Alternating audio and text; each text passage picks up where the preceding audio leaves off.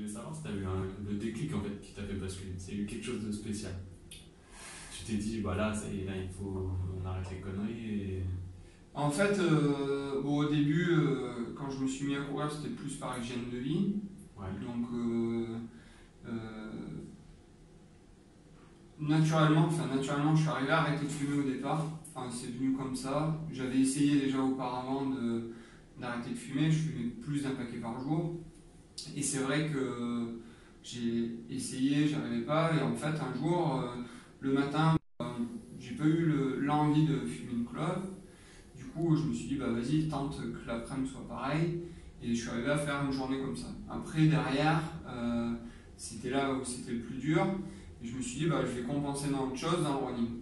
Enfin, dans un sport accessible. Je savais pas quoi au départ. Le nom, c'est un petit clin d'œil ou pas? Alors ouais, donc il y a le Woodstock. C'est un peu tout quoi. Ouais, Woodstock, tu vois. Forêt, sur ce côté piste, et puis voilà, sur le côté aussi forêt, quoi. Ouais. Donc nature, voilà. Donc je me suis dit, il y a un moment de famille dedans, voilà, c'est un peu un melting pot de tout.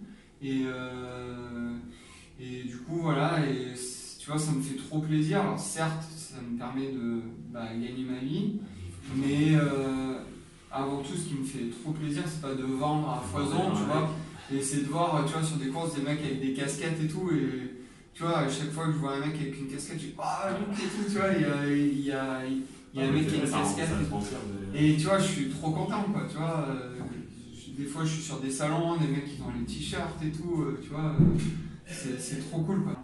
Et du coup, ta marque, c'est plus orienté lifestyle? Alors j'ai un côté lifestyle où j'essaye je rentre de plus en plus sur un côté responsable. Ouais. Donc on est sur un coton bio au départ sur le lifestyle où j'essaye d'avoir des produits de plus en plus sobres, tu vois, juste avec un petit logo, une inscription dans le dos mais qui reste quand même assez sobre aussi sur du ton sur ton.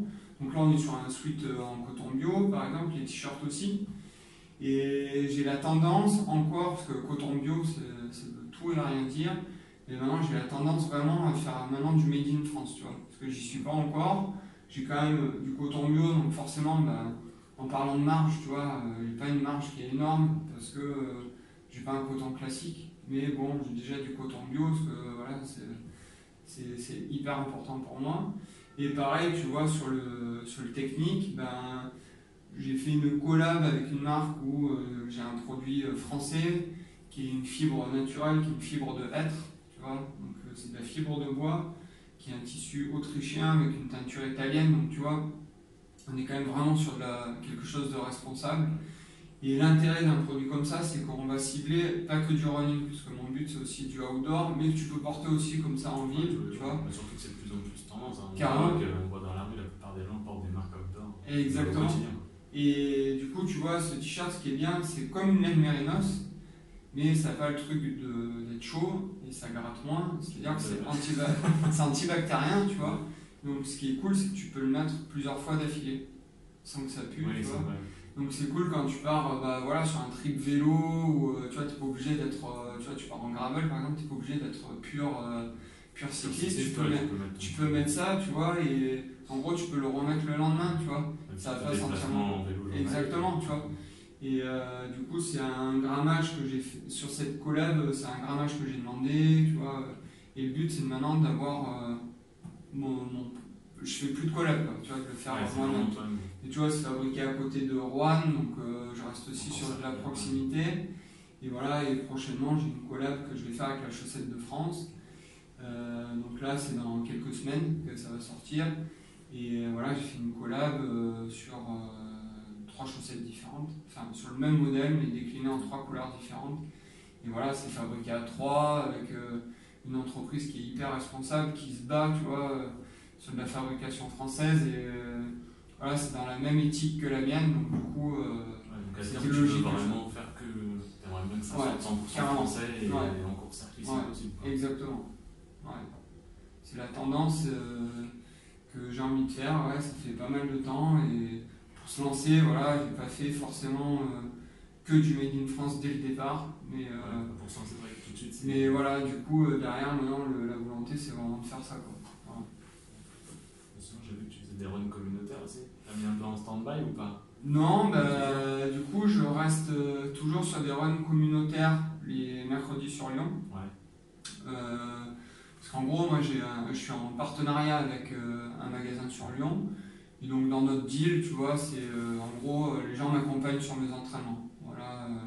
Et le truc qui est cool, c'est qu'on essaye de représenter la cool attitude en se disant, bah, voilà, on va vraiment se défoncer sur la séance et derrière, bah, on fait un apéro derrière avec des trucs vraiment bons, du pâté croûte, tu vois, ou des trucs assez healthy avec du houmous, des choses comme ça, enfin, tu vois, des légumes, etc. Ou à côté, bah, voilà, tu veux manger des cacahuètes. Voilà, du coup, on regroupe tout avec voilà, de l'eau minérale ou des bières. Enfin, tu peux choisir, c'est accessible à tout le monde. Et ça, c'est vraiment sympa, tu vois. Donc, je reste là-dessus. Et c'est vrai que ma volonté est de recréer ces événements comme j'avais fait, qui s'appellent Tom to Trail, tu vois. Tu avais fait plusieurs villes. J'ai fait plusieurs villes où on part vraiment dans un centre, pur centre, tu vois. On a fait à Lyon, on a fait à Cannes, Nice, on a fait à Bordeaux, on a fait à Paris. Et de partir vraiment dans des endroits verts et faire découvrir en fait la région, tu vois. Donc on essaie de faire un run communautaire vraiment accessible à tout le monde en passant par des spots qui ne sont pas forcément connus des gens. Donc après ça va aussi les inciter à faire un petit effort tout seul et à redécouvrir autour, tu vois. Et après un gros défi où on va faire une plus grosse boucle, où on va mettre en avant que par exemple à Lyon, tu vois, où on est sur une ville hyper-centre, en partant vraiment de l'hyper-centre, et partir à côté où, en gros, tu as du trail, tu vois. Ouais. Donc tu as les Monts d'Or, par exemple, et les gens ils disent, ah ouais, mais au final, les Monts d'Or, c'est vraiment pas loin. Donc ça les incite, tu vois, à aller voir, tu vois, et ça c'est top, parce qu'il y a des gens qui m'ont fait des retours en me disant, ah bah maintenant, je pars de chez moi, en fait, je vais dans les Monts d'Or et je reviens, et au final, j'ai fait 1h30 d'effort, tu vois. Du coup, je rebondis sur le vélo. J'ai vu que tu aimais bien le vélo aussi. Ouais. Tu avais parlé de défis à plusieurs chiffres, à 4 chiffres. C'est-à-dire Que tu te verrais bien faire un petit road trip sur plusieurs jours. Ouais, bah en fait, alors j'ai toujours aimé le vélo, j'ai toujours suivi le vélo, même quand j'étais fat, tu vois. Ouais. Et derrière, un jour, en fait, tu sais, je suis sponsorisé par Gore en textile. Et Gore sponsorise un groupe de vélo, un groupe allemand. Et ils m'ont proposé de rouler avec eux, parce qu'ils ont vu que j'utilisais pas mal le vélo en entraînement polarisé notamment. Puis j'aime bien parce que ça change, tu vois, ça permet de voir plus de paysages, tu vois. Des fois je fais Lyon-Avignon en vélo, tu vois, parce que je suis originaire d'Avignon, donc c'est des trips qui sont pas mal, parce que c'est des routes qui sont belles. Ils m'ont proposé de faire Munich-Venise, tu vois, à vélo, en 5 étapes, et que par les Alpes. Donc tu vois, c'était vraiment cool.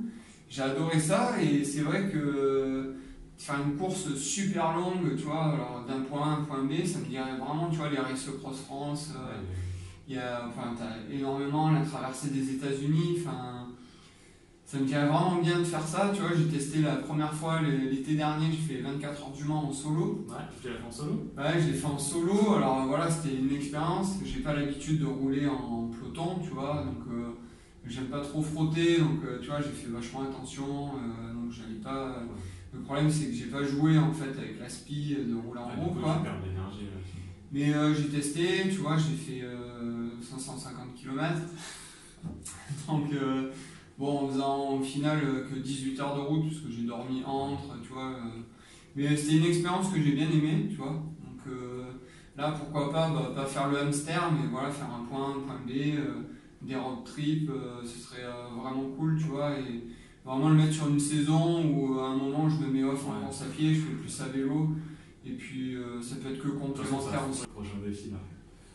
Tu as des choses en tête que tu aimerais encore lancer ou...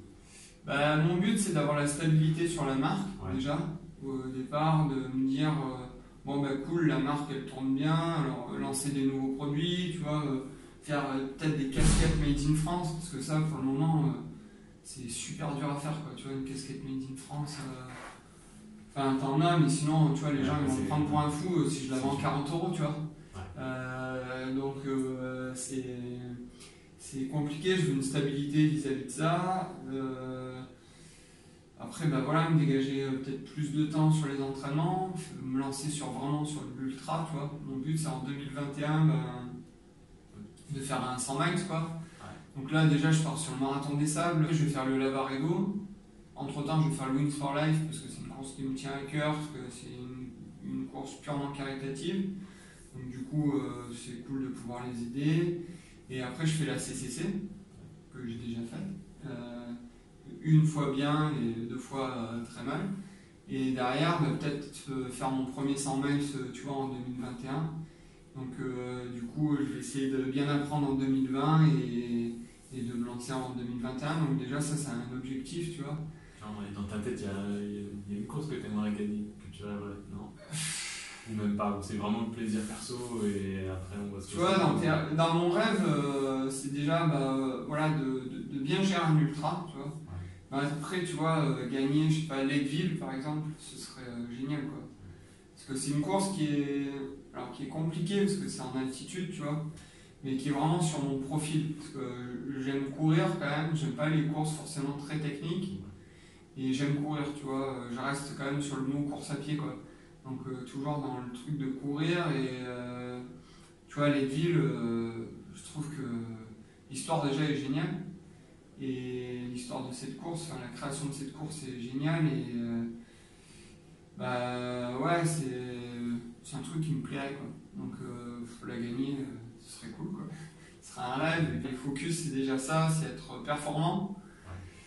Être performant en course, prendre du plaisir et voilà, développer la marque à fond et voilà, créer des événements comme le Tom to Trail, ça déjà ce sera pas mal. Et ouais, le vélo toujours autant, peut-être faire un gros trip vélo, puis voilà, et prendre toujours autant de plaisir et augmenter voilà, la communauté qui me suit au maximum, c'est cool, et de voir que les gens aiment toujours autant ce que je fais, et ça, je trouve ça super cool et très très motivant, et ça me motive encore plus à faire